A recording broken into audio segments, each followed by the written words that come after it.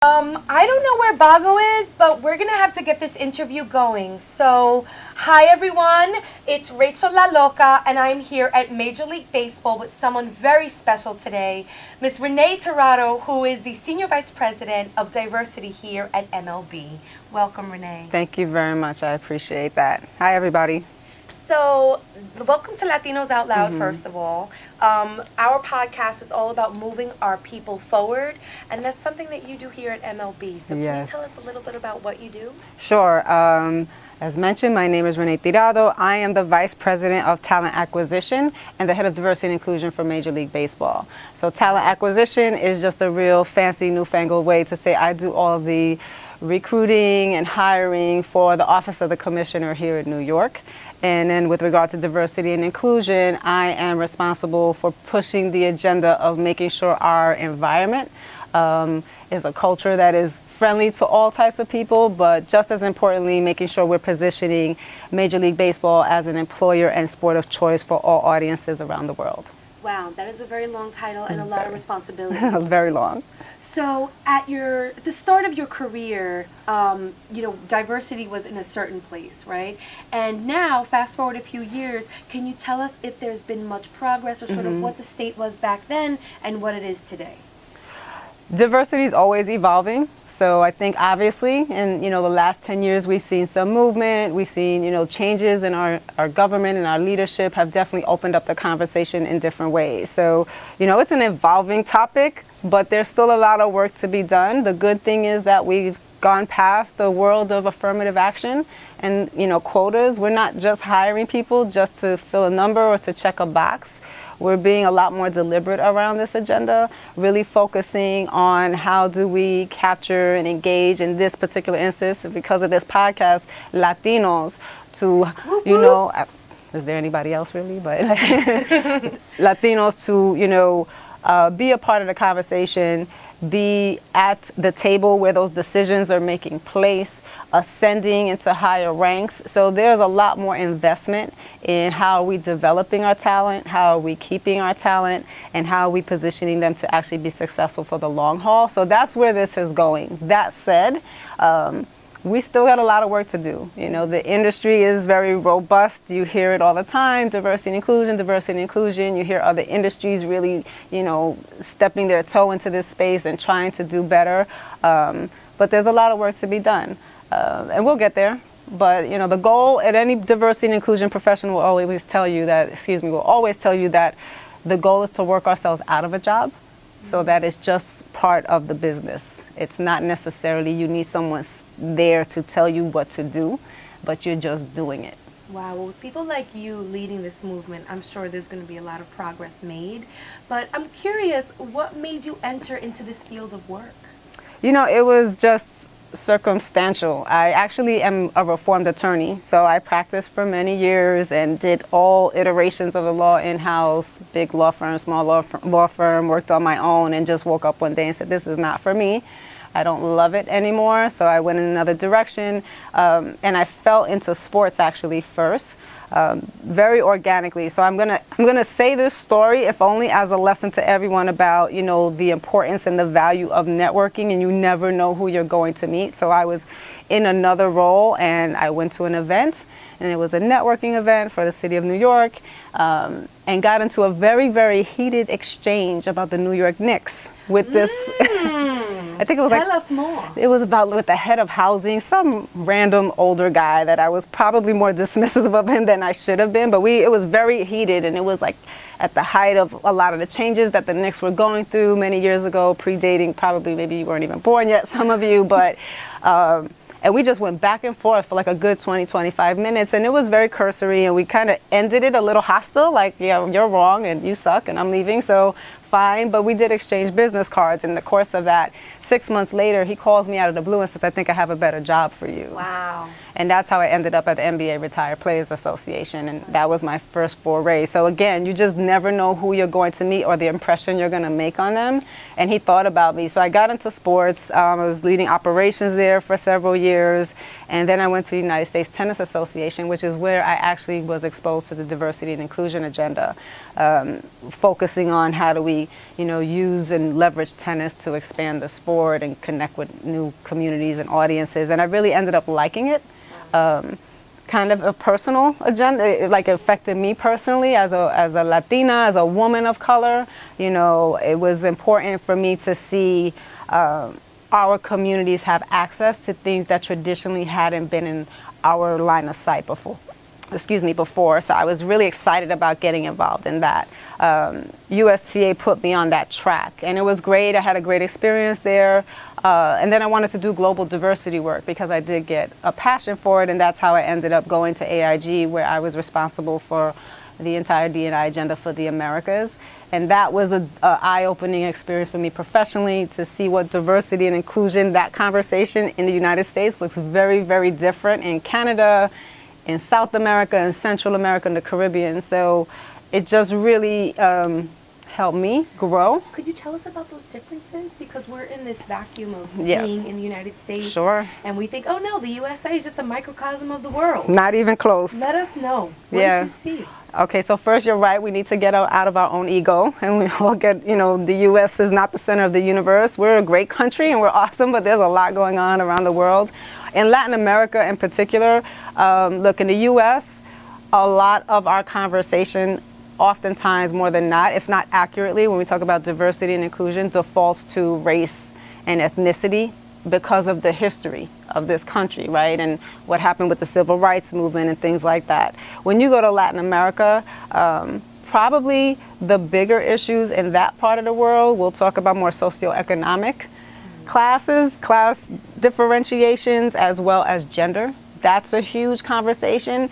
Even though when you go there and you're coming from the United States, and in Colombia and Brazil, there are racial and ethnic categories that are different, but they don't see it that way.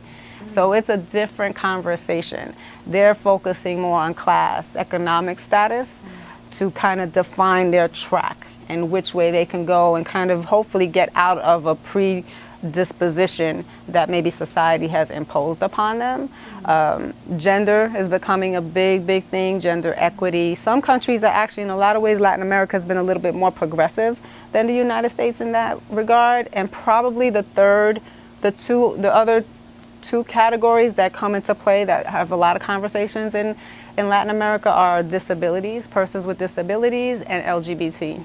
Are there legal guidelines, or, I would say, benefits is the wrong word, but are there certain carve-outs for people with disabilities and people of color and women in other countries? Because those things are in place here in the U.S. They're not always advocated for, but does that even exist outside of the United States? With regard to disability, yes. You will see a lot of countries that will have, they will have legitimate old school quotas.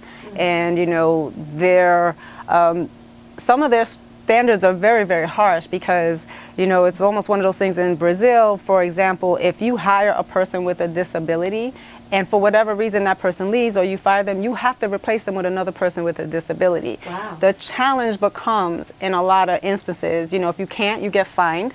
But the challenges in those conversations in that part of the world is that the disability agenda is still 30 years behind. So there's no infrastructure for education and support for persons with disabilities. They're just coming out of a culture in a lot of regards where they hid people with disabilities. You kept that sibling at home and you took care of them yourselves. There were no institutions to help them gain skills. They were not mainstreamed into academia. So some of the government impositions around that are a little bit unreasonable, because there's a gap there in terms of skill set. Not that they're not capable and that they shouldn't be hired, but the support system is not there to make them competitive in the workplace. So, Renee, it just sounds like there are so many notches on your belt. You've done so much to this point, but I want to know, in your eyes, what was the most groundbreaking moment in your career where you feel you put something in place that's going to change a lot for several people? I would probably say some of the work we're doing right now at Major League Baseball. It's the amount of room and empowerment I've been given to kind of change this conversation for a sport in the industry that has been very, very traditional. For me, has been probably one of the most exciting times in my career. This is not easy work. As I always tell people all the time, when you do diversity and inclusion work, you're never going to be the popular kid in the cafeteria because you come in, and by definition, we represent change and a little bit of disruption, and that doesn't always make people comfortable. So to have, Commissioner Manfred and senior leadership say, okay, Renee, go ahead, color outside the lines a little bit, that's been incredible. That's huge. Yeah, very. You're moving so much for so many people. I hope so. We're moving. It's not just me. Like I'm here, but this is a team effort. I mean, I'm very lucky. Again, I have a team in my diversity and inclusion department. The support I have from my PR team, Steve and Curleen, they've been great. Everyone. It's been an all hands on deck experience, and everyone's been contributing. So I definitely want to make sure it's we, not just me, because I don't get any of this done by myself. Right. Well, that's great. I mean, it's such a team environment, no pun intended, right? Or maybe it was an intended Yeah, maybe. pun. I set you up. I lobbed it up for I you. like it. Okay, so next pitch. I want to talk about, let's go back to your college days, okay? Because if we go back to our college days, I don't know, I would say 9 out of 10 times you never do what you really went to school for. So can you tell us what you went to school for and how you sort of landed on this trajectory? Sure. I went into school. I went to the University of Rochester. So shout out to the U of R folks. With the intention, I was going to be a diplomat. I wanted to work in the UN. I wanted to be on that stage and really focus on human rights, global human rights issues, etc. So I studied international relations, which at the time at the U of R, University of Rochester, that wasn't a degree. So I had to design my own degree and, kind of petition the university to allow me to have this degree, which it worked out. And now it's actually a degree. It's a legitimate discipline there. So I started there. Always had this intention that this was what I was going to do, and I was going to go to do all this global work. I knew I wanted to go to law school at some point, so that was always on the horizon, but I took a year because I got a scholarship to get a master's in education through the U of R, and it was free, so I was like, you can't turn down a free degree. Yeah, exactly. Let's go. Free for me. Exactly. So I was like, let me get on this really quick. So I taught for a year. I got my master's in education, and then I did go on to law school at Rutgers University in Newark, New Jersey. Okay. So I survived Newark. That alone should get me a lot of props, But in any event, while I was there, I kind of shifted gears a little bit, and I was like, and like a lot of kids of color that go into law school, we kind of all start saying, I think I want to get into entertainment and sports law and all that stuff, and that's great, but at the end of the day, people, it's just contracts and labor law. It's not really what you think it is. And I didn't go that route. I ended up getting into intellectual property, which was like copyrights and trademarks and patents. And that's how I ended up, kind of shifting gears. You're just kind of getting exposed to new things and talking to new people. I got on the intellectual property track because I had a great professor in that space at Rutgers. And I was like, wow, he's awesome, and I want to do this. So I kind of shifted gears. I have, obviously, as mentioned earlier, a little career ADD. I go with where I need to go at the time, which kind of excites me. Don't ever want to be bored. So I kind of, in that regard, I have kept myself very flexible, So I commit for as long as I can, and then when it's time for a new challenge, I kind of make sure I stretch myself a little bit. You need white people in your life as much as we don't want to believe it. You do. So make sure you get that token white girl in your You do. And look, it's the truth. Let's keep it 100, right? At the end of the day, I think this generation will have a different advantage than I did and some of us did because of social media, and hip hop is global now. There's just a lot of connectivity points that I didn't have. But what I do know now for sure is that this world is becoming smaller, and as a result, it's more and more about who you know and who you have those connection points with and who you can reach out to when you need some help, because we will all need help along the way in your career. You do nothing to get where you are by yourself. If someone tells you differently, they're lying to you, and they're setting you up to fail. To that end, it is imperative that you have a diverse array of friends, a diverse network. I love my Latino people. We have a great time and we try to help each other, and that's important. But You have to, the world you're going to be in, the world you're going to work in, the world where you're going to succeed in is not going to be a homogenous group of Latinos unless you decide to go live in Colombia, which is fine. And even then, there are white Colombians and there are black Colombians and there are indigenous Colombians. And if you don't have that ability to feel comfortable and intersect between all of that, you will stall yourself to a certain degree. So you need white people in your life, you need Asian people in your life, you need to know how to interact with different cultures, be comfortable, make them your friends, expand your network, because at the end of the day, when you are looking at that job at MLB, which is how I got my job at MLB, you want to be able to pick up the phone and say, I know somebody there, or I know somebody who knows somebody there, and I need to get some intel on how to get there. And that's how things happen. It's just the reality. I mean, I know everyone's on LinkedIn and social media. It's all of those connection points. And if your connection points all look like you, it's groupthink, and you're not going to move the needle. It's just so you almost have to operate as an equal opportunity employer every day. Every day. This is a world of, everybody's always talking about my brand, my brand, my brand. And everyone knows that brand 101 is how do you connect as broadly as possible and get your brand in the biggest audience possible so that you can get more exposure and more opportunity and more growth and ultimately more money. So if you consider yourself a brand, then your brand has to appeal to, and it's not to say to kowtow or you have to be somebody different, but you have to be able to have some appeal, some connection with a diversity of people. If you really want to brand yourself and be a professional and an executive, whether it's your own entrepreneurial track or you're going to work for a large corporation, you have to be able to kind of move fluidly between a variety of worlds. So, you know, research has shown that Latinas specifically modulate throughout the day. Mm-hmm. Like, we go to work as one person, but then we come home as like super Latina, or, you know, so do you find yourself modulating roles throughout the course of your day? And if so, can you explain?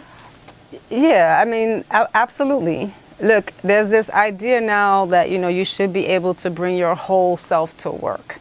And I, not to be like condescending, but I don't think that's realistic. I don't want to bring my whole self to work. The person I am, I need a little bit of that for me. You want some of her to stay home. We need a little line of separation here. What I do at work is I try to bring my best self to work.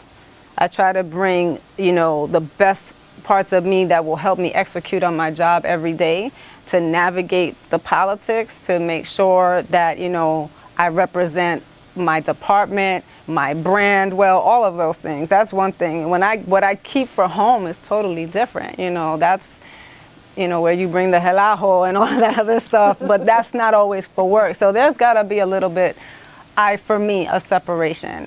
But it's not so much code switching. I know that's another thing that we talk about, you know, code switching and, you know, kind of changing gears for every audience. You know, I bring my best self. You know, I'm pretty authentic. What you see is what you get, but there's no question that there is a line, and my personal life is my personal life, and I don't need to expose that to everybody. I don't think there's a place for it always in the workplace either. So the fact that Latina women do that a lot, there's no shock to me, because like you said, it's Latina mom, it's the sister, la prima, you know, the granddaughter. We have so many hats that we wear and hats. That's why we're really good at multitasking and juggling and are highly successful in the corporate world. That's right. That is right. Amen. So, you know, but you can still be authentic. You can still be Latina. You can still bring your personality. You can still bring your flavor to work. It's just how do you deliver it in a way that still allows you to be successful in the office, because it's not going to be how you deliver it at home with abuelas. Two different tracks. Right. So, Renee, Major League Baseball is obviously a pretty diverse organization. From the consumer perspective, we see on the field people of color, Latinos. I know when I watch a game and I see all those Dominicans on the field, it gives me a real sense of orgullo. Mm-hmm. So we see that reflected on the field, but what about here in the back offices of MLB? What's that like? So look, I mean, baseball is diverse. I mean, compared to the other leagues globally, we have the best diversity. I mean, we have a huge international population. There's still work to be done there. You know, we need to grow our numbers in the African American space. We're also looking, you know, at an Asian contingent. So we're proud of those numbers, but we're also very aware of the opportunity that lies ahead of us. And part of that opportunity comes, or the development of that opportunity comes from the talent that's here. So we do actually have, in raw numbers, a remarkably diverse organization. I mean, we're pretty much reflective of what's happening in the world today when you look at raw numbers.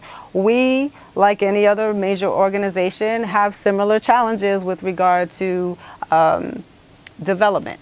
And when you go up our ranks, our diversity numbers are not that great.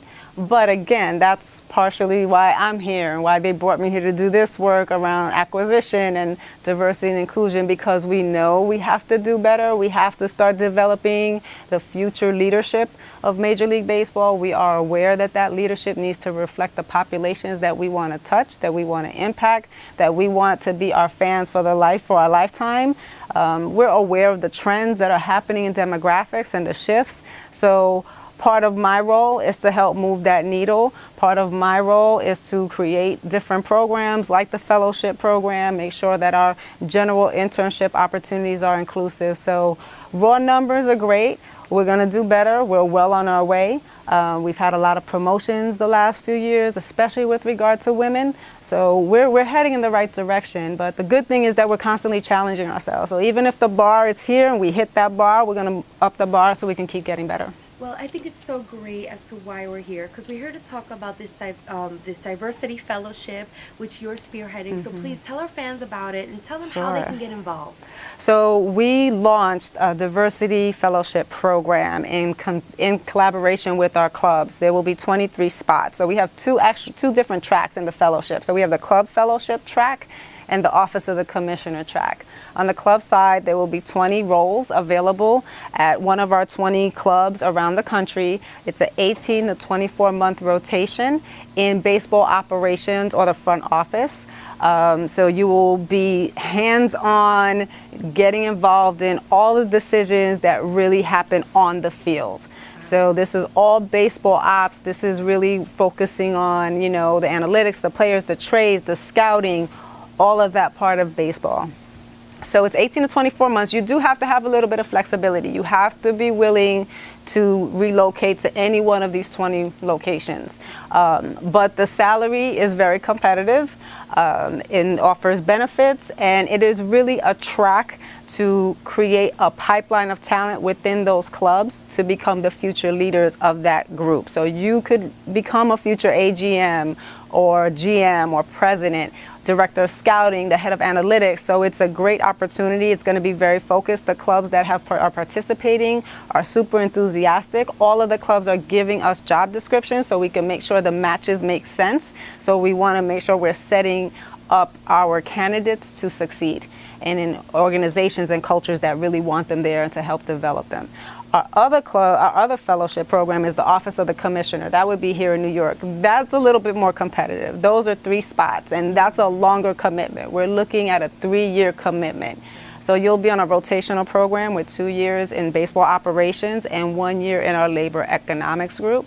Again, it's a track for the future leadership of baseball, whether here at the Office of the Commissioner or potentially with a club. So super exciting. Baseball operations in a lot of ways is the heart of our business. That's what delivers our product on the field. That's the players that you were talking about being so excited seeing about. That's how those decisions are made. That's where those decisions are made. So I personally can't think of a better way to start your career in baseball than in baseball operations. This will be, you know, the track, the pool that we will be continuing to invest in and develop to make sure that they can potentially be, you know, the next Commissioner Manfred.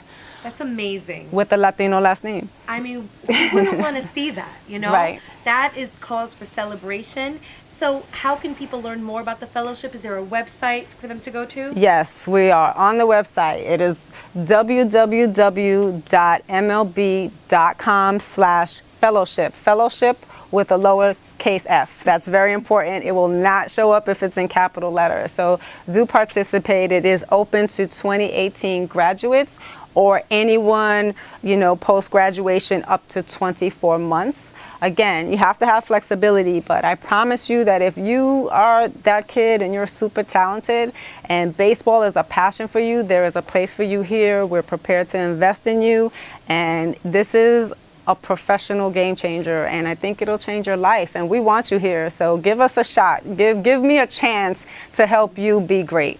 Come to MLB and take a swing. Get Exactly. it? No? Okay. I've been using baseball puns all day.